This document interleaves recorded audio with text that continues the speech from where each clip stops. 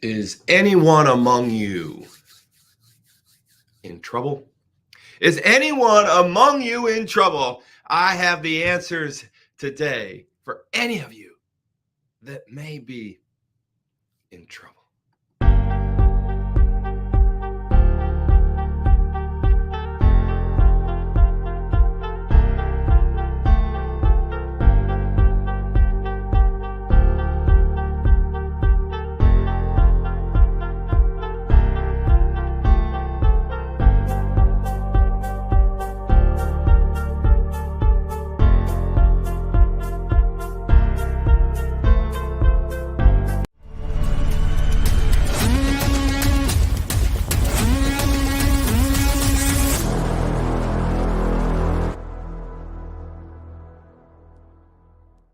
I want to start this show out with a simple comment. Nobody in my lifetime has ever came to me and asked for coaching advice, asked to be admonished, asked to be, and I can't think of anybody on the top of my mind that has not come to me when they weren't in trouble. Which leads me to today's show. Today's show is going to be probably short, but it's going to be to the point because I'm kind of going back into some things here and I'm thinking about even myself. I mean, maybe I'm in trouble right now. Maybe you're in trouble right now. And what do you do about it? What does trouble mean, right? Like when we're not feeling well. I know lots of people that have depression disorders. I know lots of people that have anxiety disorders. I think America's plagued by some type of disorder here or there in some regards, but I will tell you it's real. I know lots of people that have depression. I know lots of people who have anxiety disorders. I know lots of people who have a hard time coping. And like, I'm just not going to begin to lie about you and say like I've never experienced any of it. I'm not going to say that because it's not true. I have experienced depression and I've experienced this microphone. And so I want you to know that, like, is anyone among you in trouble today? So the story I have for you today is basically just the truth. Yes, I have been in trouble in the past. I have been in trouble mentally in the past. I have been in trouble in and out my life. I think I put myself in trouble to dig myself out. I don't know why I end up there.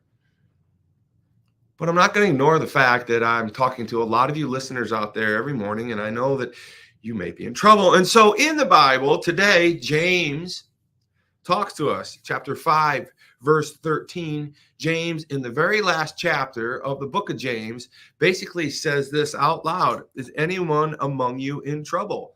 Let them pray.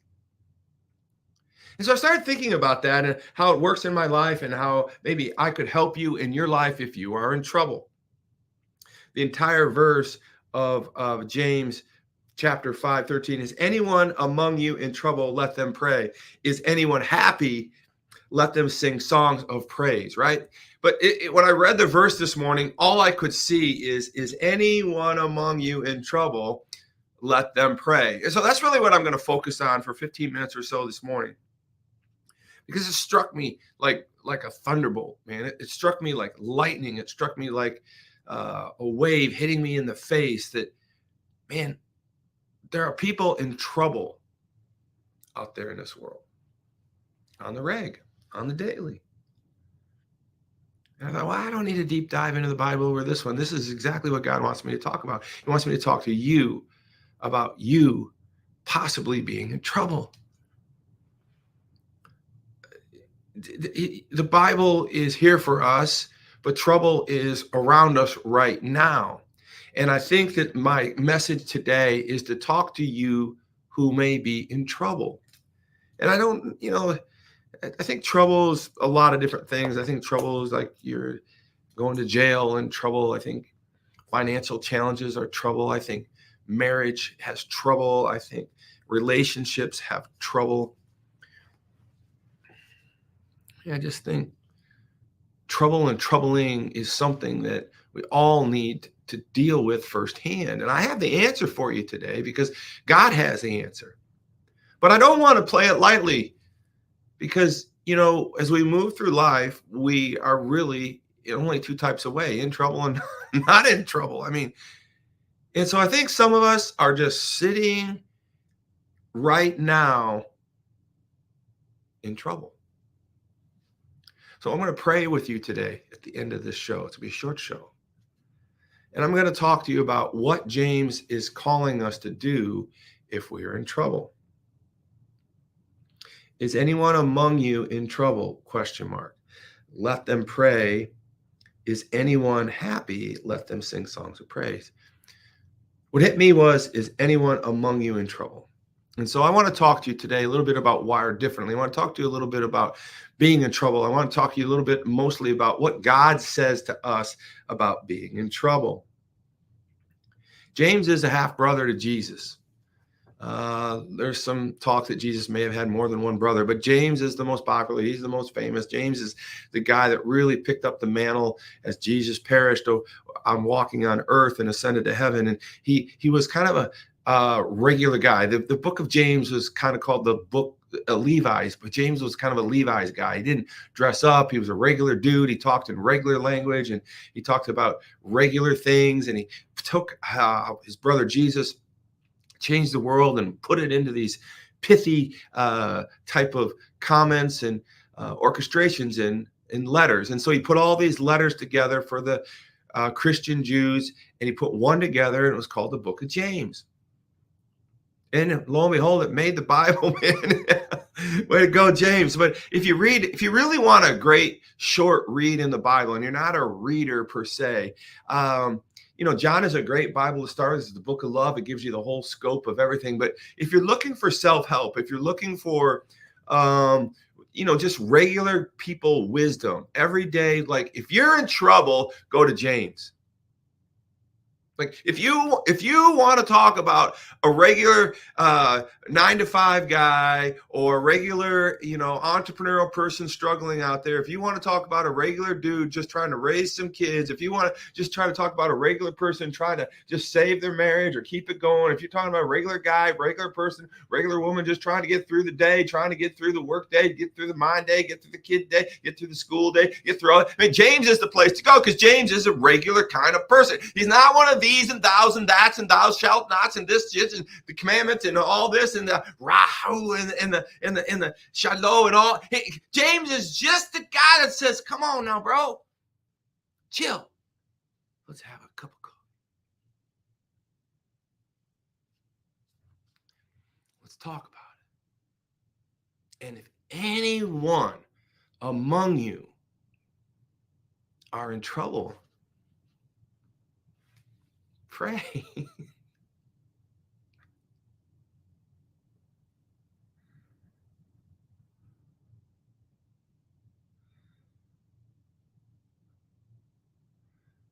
Pray.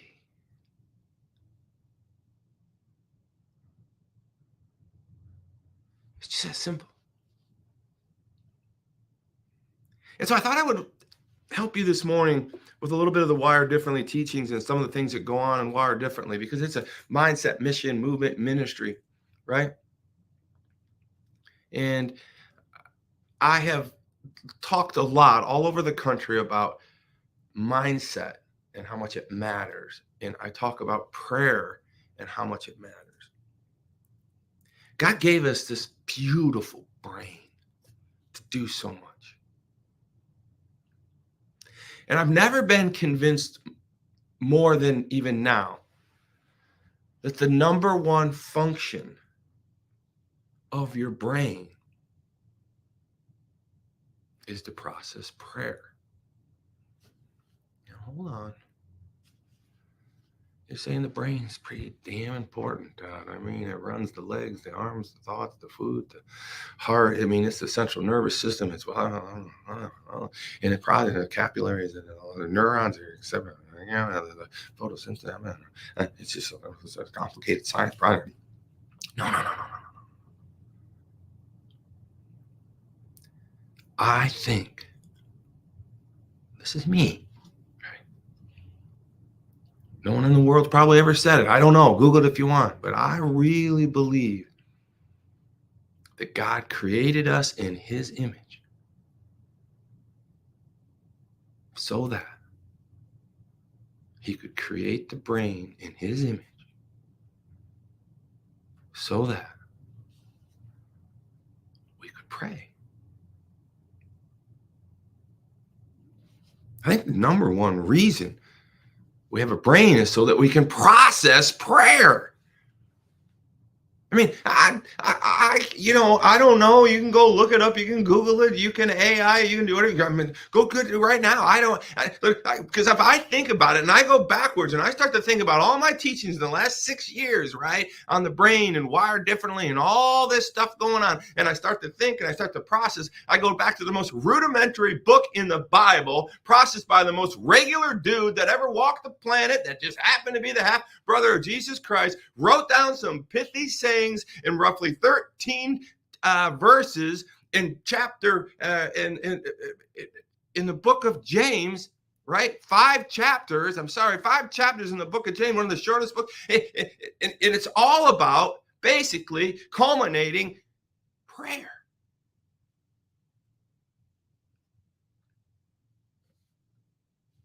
Thank you, James.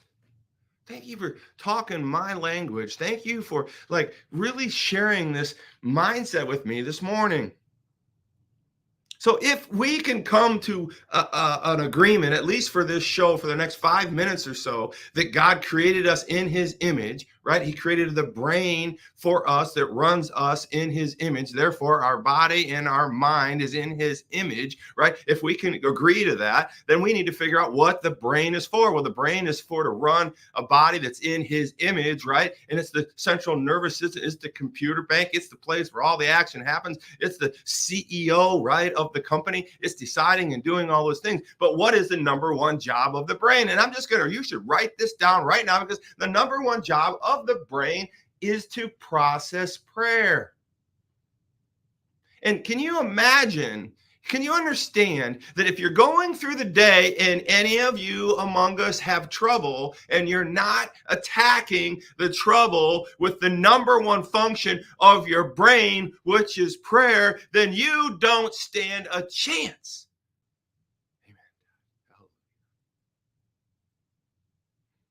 Todd, you get ahead of yourself. You forget to pray about it. Todd, you get ahead of yourself and you try to solve the problems. Todd, whatever your name, insert your name. And you forget why God gave you a brain so that you can talk to him and process in prayer. So now I want to go, that's all spiritual with you. So I want to just get a little scientific with you right now. Are you with me, everybody? Lots of people listening this morning. So I have a teaching in Wired Differently. And it's about 1% getting better. I want you to get better 1%. I want you to get 1%. If you can get better 1% every day in a craft, in a process, in a habit, if you can get 1% better every day in that product, right?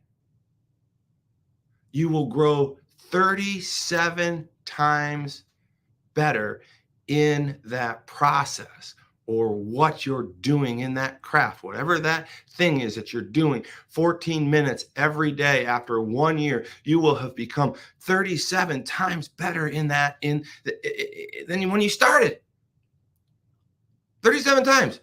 Just doing something, getting better at it 1% of the time of the day. Now listen, if you continue to do it 1% of the day, 1% getting better, if you continue trying to get better at something 1% every day, you become 37 times better at it in one year. And if you do it for 2 years, you become 1,400 times better in 2 years. So if you continue to do the same thing every day for 14 minutes a day, after 1 day you get 37, after 1 year you get 37 times times better. After 2 years, you get 1,400 times better at it than when you started 2 years ago. And listen to this staggering statistic right now. The math makes a lot of sense. And if you get 1% better every day, not only 1 year, but 2 years, and you do it for 3 full years, you exponentially grow by 37,000 times better at that craft if you do it 1% better every day.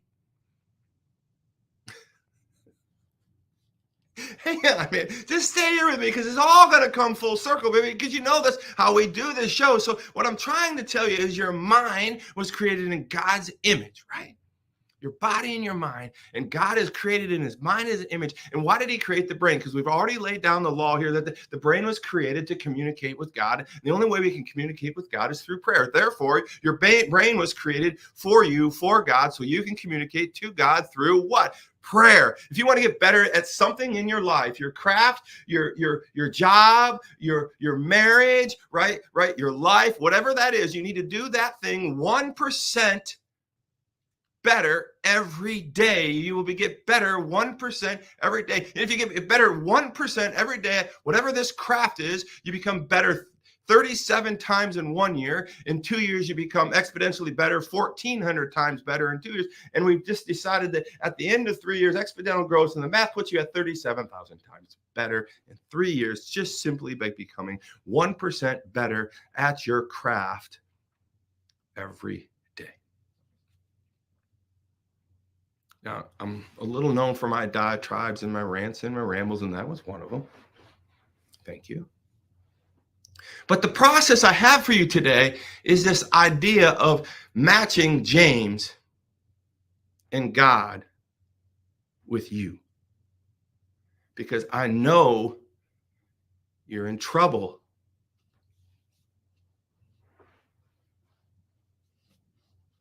I know it. So I want to give you a solution. Thank you for listening. So I'm going to wrap this up this morning. And I'm going to explain to you how to get better 1% every day. I heard the question once. How do you eat an elephant? I'm thinking, lots of ketchup. I mean, I'd have to have lots of ketchup. And I actually probably would want it deep fried, to be honest with you. But the idea of eating an elephant is just so large and so unreasonable that it's just like I can't fathom the idea of eating an elephant. I mean, it's like the largest animal that walks the entire planet. It's like thousands and thousands of pounds, and it's as big as a building. Some people live in houses smaller than an elephant. And someone said, "How do you eat an elephant?" I'm like, I don't think there's enough ketchup in the planet to eat an elephant, right? Like, and so some of them looked at me and they said, just start at the toes. Just start at the toes.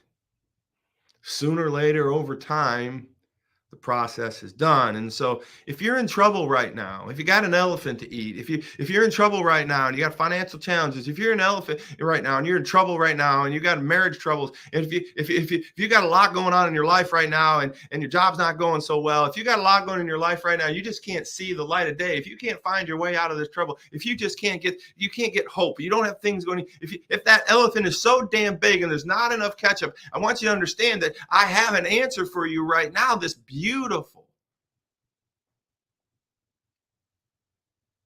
It's your brain. It's the brain God gave you, created in his image, right? And he only gave that brain to you for one reason. Really, it does so many. I get it, but I'm just throwing down right now. He gave it to me so I could talk to him through prayer. That's what James said. Read James, read the whole book. It's 5 chapters. It's just so easy. It'll change your life. That's the beginning of prayer day for you. So here's the science behind getting better 1% every day. So I got this whole thing out here for you right now, and I just want you to understand. I'm going to talk you through it, and then I'm going to throw up a diagram so you can see how this works. But if you concur that God created you in his image, and that if you accept Christ into your heart, right, now you have him into your soul and into your brain, and now God is operating inside of your body as a conscience, a super conscience, a filter for good thoughts and bad thoughts, and good choices to make and bad choices to make. You have an actual attorney inside your head that is the law, the counselor, the judge. He is all those things, right? He is God. He is Abba, our Father. He is in our body and our soul. We have our resources, and that brain that he gave us that he didn't even require him to be in if we wanted to use it. But now we have him in our heart, soul, mind, and strength, and in our brain. And now we are talking and we are processing to him. But the only way we can do that is through prayer. And if you're in trouble today, I need you to say, I'm in trouble today, Lord, and I need to talk to you in prayer, because it's a phone call to God. It's the one line. It's the T-Mobile. It's whatever. It's a direct call. It's not the party line. It's you and him, man. It's a straight on pipe to God, man. Prayer. James said so. Jesus said so. God says so. Prayer. So here's my ideal. So if we know that we can get 1% better at our craft and become 37,000 times better at that craft after 3 years, if we do something every day, 1% to get better, what is it? So I did the math for you. So here's the science behind prayer. If you want to get better at something, if you want to get out of trouble at something, if you want to get better at anything in life, I would say I need you to first and foremost get better at prayer. So here's the statistics. There are 60 minutes in a day. 60 minutes times 24 hours equals 1,440 minutes. Think about that. 60 minutes times 24 hours equals 1,440 minutes. If there's 1,440 minutes in a day, multiply that times 60 seconds. 1,440 minutes times 60 seconds is 86,400 seconds in a day. 86,400 seconds in a day.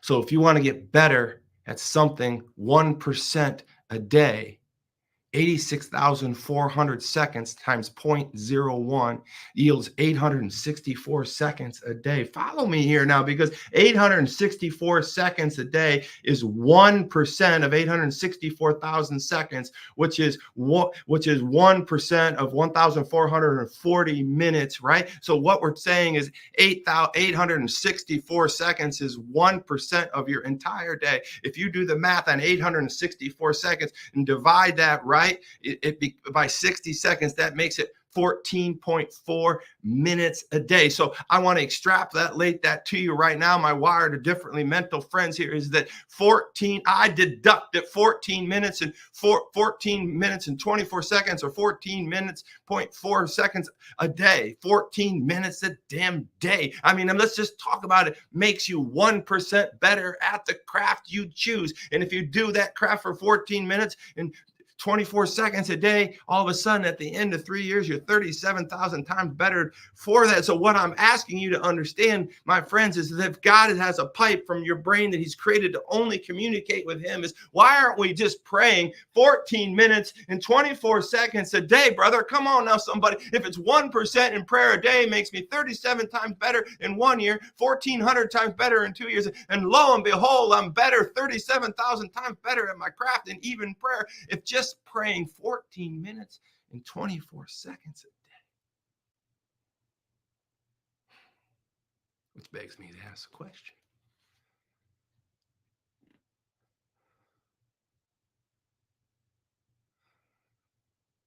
What if I prayed more?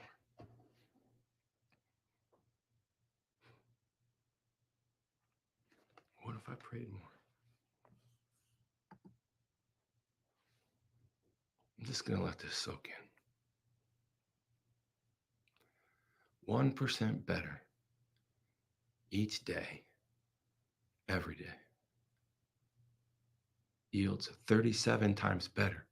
In 1 year, 14, take a screenshot of this, 1,400 times better. In 2 years, 37,000 times better. In 3 years, 60 minutes times 24 seconds, 1,440 minutes, 1,440 minutes times 60 seconds, 86,400 seconds. 86,400 seconds times 0.01, 1%, 864 seconds. Do the math, you divide 60 seconds into 864 seconds. That gives you a yield of 14.4 minutes per day, which is actually 14 minutes and 24 seconds a day. My conclusion is that 14 minutes a day in prayer yields you 1% better every day.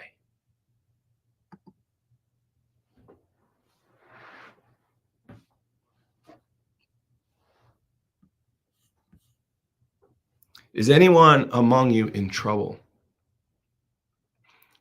I just gave you the answer.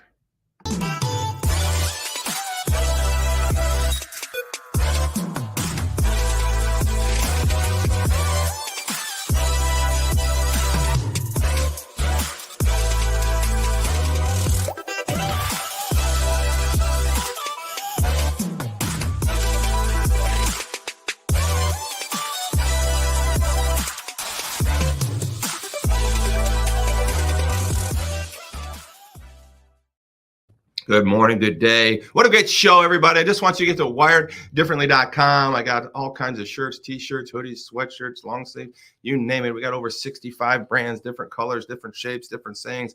God's word is on all of them, ingrained in some way whatsoever, not unlike Wired Different behind me in this sweatshirt. So I want you to go there and use the promo code WIRED15. Go to WIRED15 and get an additional 15% off of that shirt of your liking. Hey, and we also have this idea that if you want to text us, DM us, or somehow get to us that you see a shirt or a verse or something you want on that shirt, just send it to us. We'll create an image for you. We'll send it back to you. And if you like it, we'll print it. You go online and you order your shirt.